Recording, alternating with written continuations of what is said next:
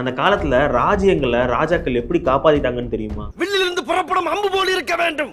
அவர்கள் நிலைகுலையும் அளவுக்கு நம் நுழைவு அமைய வேண்டும். முழங்கட்டும் சங்கு.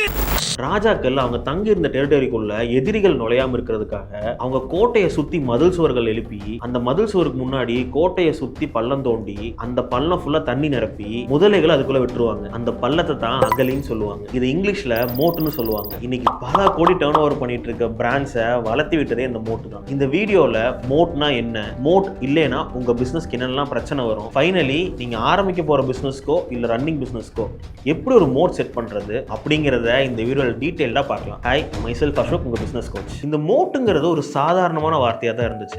ஆனா இதை ஃபேமஸ் ஆக்குனது நம்ம வாரன் பஃபெட். அவர் மோட்டுக்கு கொடுத்த இந்த குட்டி டெஃபினிஷன் தான் பி ஸ்கூல்லயே இந்த சிலபஸை வந்து படிக்கிற அளவுக்கு ஆயிப்போச்சு. அவர் சொன்ன டெஃபினிஷன் என்ன தெரியுமா? ஒரு பிசினஸை ப்ரொடெக்ட் பண்ற ஒரு சீக்ரெட் வால் தான் மோட். எப்படி ஒரு ராஜ்யத்தை மோட் ப்ரொடெக்ட் பண்ணுதோ அதே மாதிரி உங்க பிசினஸை யாராலையுமே காப்பி பண்ண விடாம பாத்துக்கும். இப்போ இங்க கேள்வி என்னன்னா, உங்க பிசினஸ்க்கு மோட் இல்ல அப்படின்னா உங்க பிசினஸ் என்ன ஆகும்?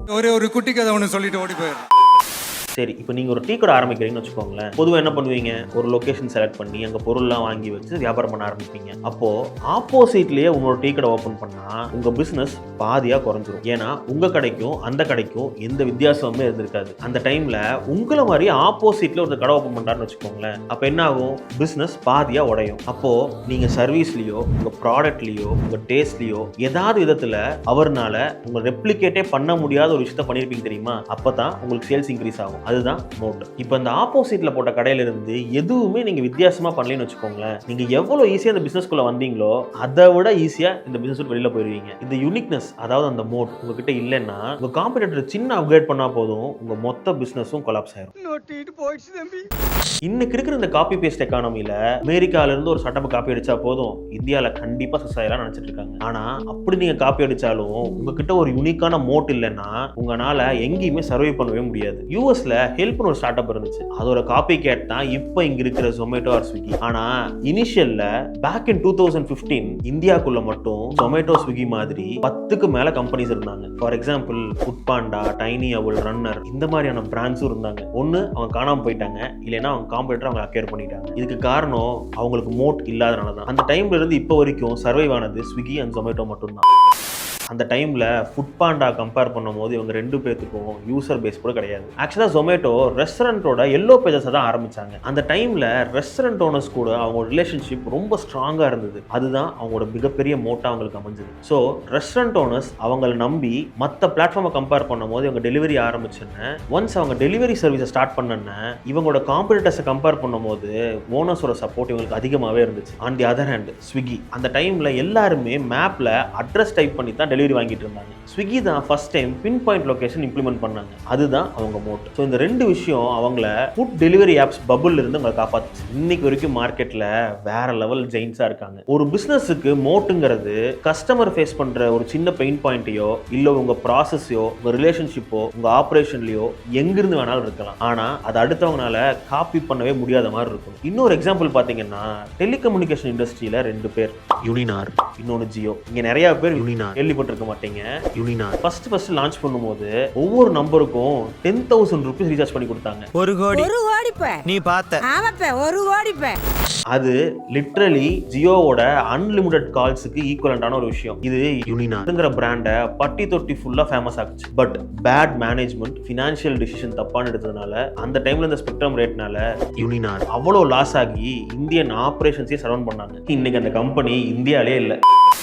On the other hand Jio எடுத்துக்கோங்களேன், அவங்களும் லான்ச் பண்ணும்போது ஃப்ரீயா தான் கொடுத்தாங்க. ஏன் இப்போ வர நம்மளோட டேரிஃப் கம்மியாகிறதுக்கு காரணமே ஜியோ தான். ரெண்டு பேருமே ஃப்ரீயா தான் கொடுத்தாங்க. அதுதான் அவங்க மோட்டை நினைச்சு கொடுத்தாங்க. ஆனா தப்பான மோட்டை சூஸ் பண்ணனால யூனினார் இப்ப காணாம போயிட்டாங்க. அந்த மோட்டை சாதகமா பயன்படுத்தினால ஜியோ இன்னைக்கு மார்க்கெட்ல நம்பர் 1 லீடரா இருக்காங்க. இந்த மோட்லயே நிறைய டைப்ஸ் இருக்கு. HUL மாதிரி மிகப்பெரிய கம்பெனியோட brands like Surf Excel, Dove எல்லாம் பல டெக்கேட்ஸா மார்க்கெட்ல இருக்காங்க. அந்த ட்ரஸ்ட் தான் அவங்களோட பெரிய மோட்டே. ஸோ அவங்க பிராண்ட் பில்ட் பண்ணாங்க, பிராண்ட் ட்ரஸ்ட்டை பில்ட் பண்ணிச்சு, ட்ரஸ்ட்டை மோட்டா யூஸ் பண்ணாங்க. இதோட பலன் இந்தியாவில் FMCGல மட்டும் 27% மார்க்கெட் ஷேரை HUL ஹோல்ட் பண்றாங்க. Second, distribution mode. இதுக்கும் நான் HUL எக்ஸாம்பிளா சொல்லுவேன். இவங்களோட டிஸ்ட்ரிபியூஷன் நெட்வொர்க் எந்த அளவுக்கு ஸ்ட்ராங்னா இவங்க கிட்ட 8.5 லட்சம் ரீட்டைல் ஸ்டோர் கஸ்டமர்ஸ் இருக்காங்க. அது இந்தியாவோட மூல முடுக்கெல்லாம் பரவி இருக்கு. அந்த டிஸ்ட்ரிபியூஷன் அவங்களோட இன்னொரு மோட். மூணாவது, காஸ்ட் மோட். ஒரு பிசினஸ் இருக்கிற ப்ராஃபிட் இன்க்ரீஸ் பண்றதுக்கு பெஸ்ட் வேன்னு பாத்தீங்கன்னா ஃப்ளோர்ல சம்பாதிக்கிறது தான். பெரிய பெரிய கம்பெனிஸ் பல்க் ப்ரொடக்ஷன் பண்றதும் சப்ளை செயினை ஸ்ட்ராங்கா வச்சுக்கிறதும் இதுக்கு தான். ஸோ பிரைஸ் தான் அவங்களோட மோட். Number 4 network mode. இதுக்கு ஒரு பெஸ்ட் எக்ஸாம்பிள்னா அமேசான் தான். இவங்க சூப்பராக பில்ட் பண்ணி வச்சிருக்காங்க.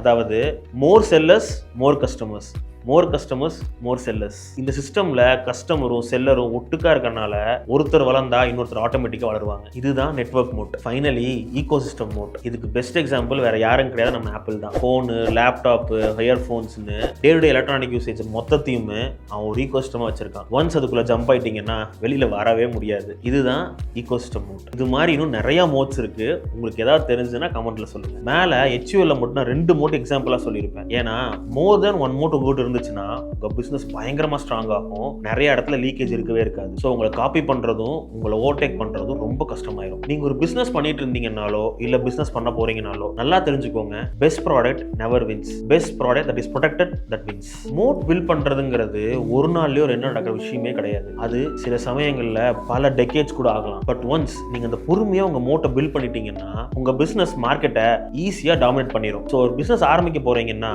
ப்ராடக்ட் பில்ட் பண்றதுக்கு முன்னாடி மோட்டை பில்ட் பண்ணுங்க. அதுக்கப்புறம் ப்ராடக்ட்டை கூடவே பில்ட் பண்ணுங்க. இந்த வீடியோ உங்க பிசினஸ் பெர்ஸ்பெக்டிவ் மாத்துச்சுன்னா லைக் பண்ணுங்க. இந்த மாதிரி டீப்பான பிசினஸ் பேக்ரவுண்ட்ஸ் வேணும்னா என்ன சப்ஸ்கிரைப் பண்ணிக்கோங்க. See you in the next video.